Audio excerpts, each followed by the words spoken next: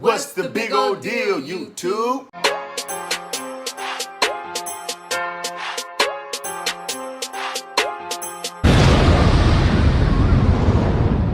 Back over here in the building. Yes. Back over here with some more laughter. Yes. Hope y'all ready. You feel it? So y'all see the name of the title? I'm sure you do. So with that being said, let them know, young lady, who we gonna react to today. George Carlin. And the comedy skit is On Death. On Death. Now you know George Carlin can be pretty blunt. Oh yeah. You know what I'm saying? Pretty blunt. So if you're new to the channel and you're new to comedy and definitely new to George Carlin, and if you're a little bit too sensitive, go ahead and walk away right now. Right. Okay? Go ahead and walk away right now. Because you do not want to hear this. I'm trying to tell you right now. You know what I'm saying? 'Cause I already know how he going to get. You know what I'm saying? 'Cause we had one last year on religion. And, you know, a few people didn't take that very well. So, right. You know. But anyway, with that being said, we about to get into this George Carlin, man. Smash that like button. Subscribe to the channel if you have not already done so. Jay said so. You feel me? Tell me. Subscribe. There you go. Please subscribe. Let's get it, man. George Carlin.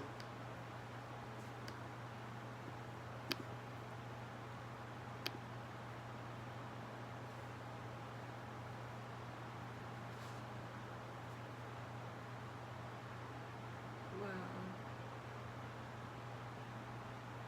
So you know what I've been doing? Going through my address book and crossing out the dead people. You do that? That's a lot of fun, isn't it? Gives you a good feeling. Kind of gives you a feeling of power. A superiority to have outlasted another old friend.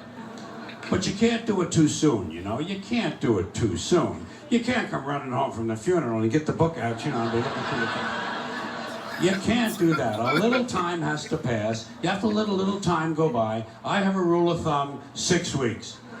If you're a friend of mine and you're in my book and you die, I leave you alone for an extra 6 weeks.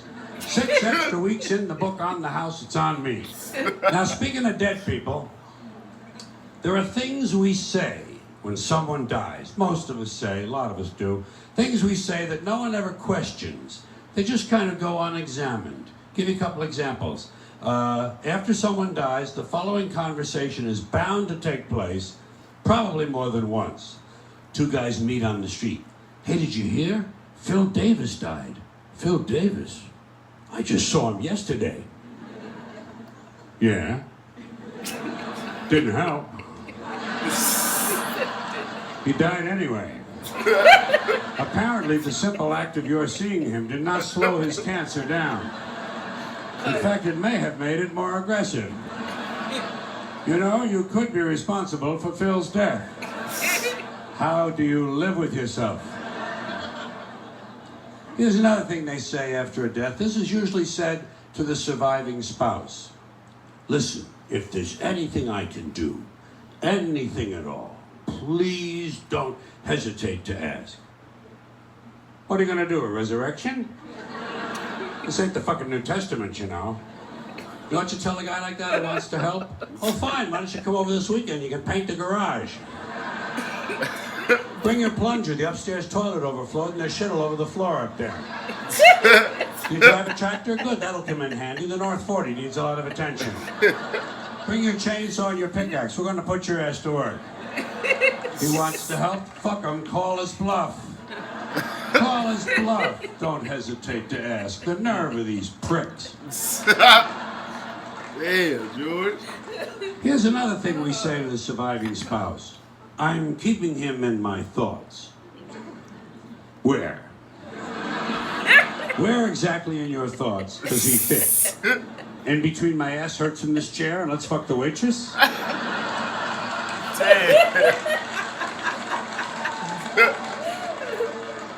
are your priorities? We use a lot. Say in between my ass hurts and I'm with the waitress. Damn. Euphemisms when we talk about death, you know? People say things like, you know, I lost my father. Ah, he'll turn up. You gotta stay optimistic with people like that. Give them reason to hope. Have you checked the dumpster out back? Wow. I used to like to take a nap in there. Keep it up. Now, there's something else that is said after a death,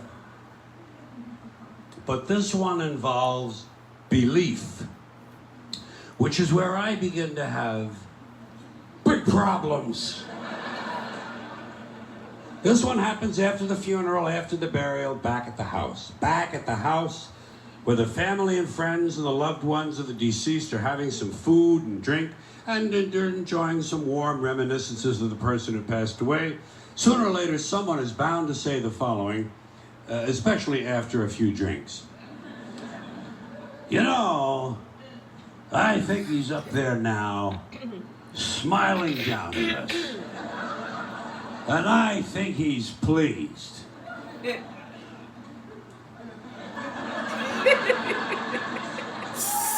Now, first of all, there is no up there.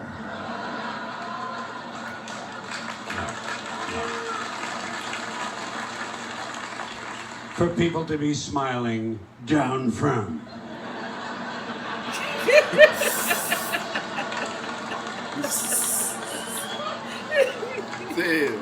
It's poetic, it's quaint, and I guess for superstitious people it provides a little comfort, but it doesn't exist. But if it did, and if someone did somehow survive death in a non-physical form, I personally think he'd be far too busy with other celestial activities than to be standing around paradise, smiling down.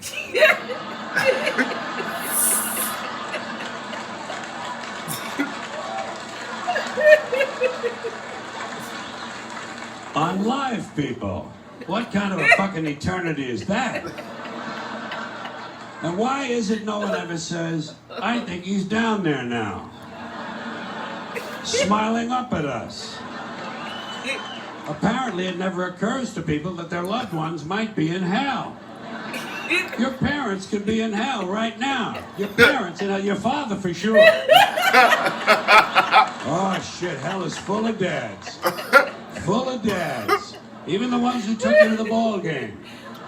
Just for beating the shit out of you once too often. And fucking the neighbor lady.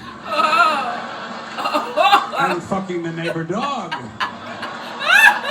And who knows, maybe even fucking the UPS man. We'll never know what mischief Dad was up to. Wow. Parents in heaven. Parents in hell, excuse me. Wow. Kind of gives me a nice feeling, you know? Oh. No? Grandparents in hell. Picture that. Picture your grandmother in hell. Baking pies without an oven. And if someone were in hell, I doubt very seriously he'd be smiling. I think he's down there now, screaming up at us. And I think he's in severe pain. Now, speaking of dead people in heaven, there are some people who not only believe that their dead parents in heaven can see them. Okay? Okay.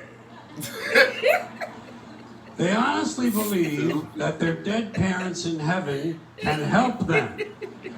You've heard these people, I'm sure. They honestly somehow believe that their dead parents in heaven can intercede with God on their behalf to gain favors for the living. I come from a Catholic home. I heard this shit. They sit there in the chair with the fucking rosary and they look at you like this, you know, and it's, you know, my dad was looking out for me. He was looking out. I don't know how he got me out of that jam, but he got me out. Oh, my mom was in surgery with me. She was in, I could feel her presence in the, yeah.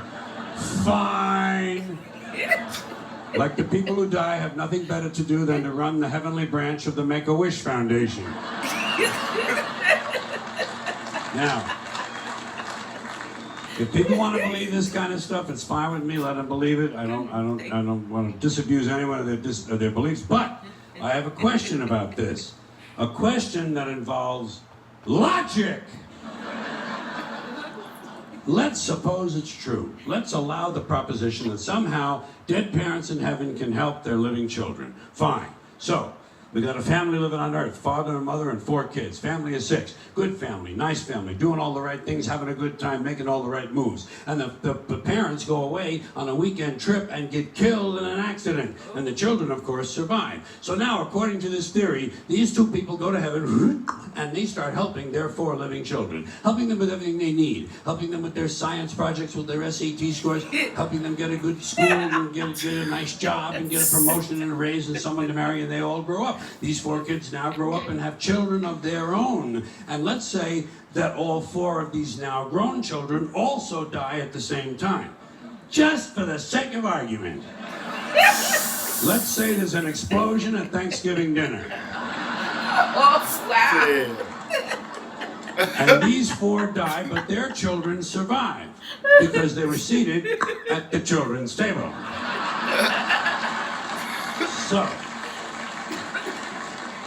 So now, according to the theory, these 4 go to heaven and they start helping their living children. But what happens to the original 2? What happens to the grandparents? Do they just go off duty now? What do? Is there a retirement program out there? Are there some activities for these people? Shuffleboard, pinball, online poker?